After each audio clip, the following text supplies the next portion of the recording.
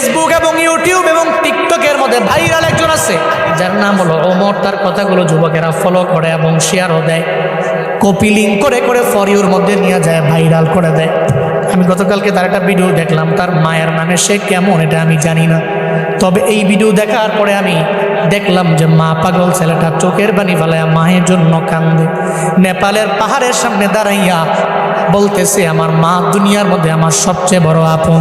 আমার মায়ের বিরুদ্ধে কথা বললে আমি কোনো আইনও মানি না, কাউরে আমি চিনি না, কারণ মায়ের মতো আপন আমার দুনিয়ার মধ্যে কেউ হতে পারে না।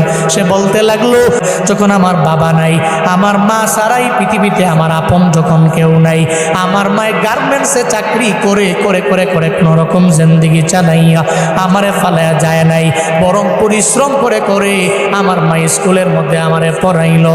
আজকে আমি অনেক মশহুর হয়ে গেলাম, প্রসিদ্ধ হয়ে গেলাম, সবাই আমারে চিনে, তবে আমি মায়েরে ভুলতে পারি না। নেপালের পাহাড়ের সামনে দাঁড়াইয়া বলতে লাগলো, মা জীবনে কোনোদিন আপনারে আই লাভ ইউ মা বলা হয় নাই, আমি আপনারে ভালোবাসি, আমি আপনারে পছন্দ করি, এটা বলা হয় নাই।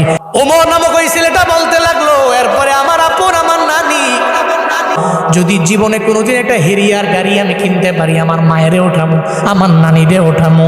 যুবকেরা তোমরা অন্যান্য বিষয়গুলো টিকটক দেখে দেখে অন্যজনরে ফলো করো, তবে এটা কেন ফলো করো না?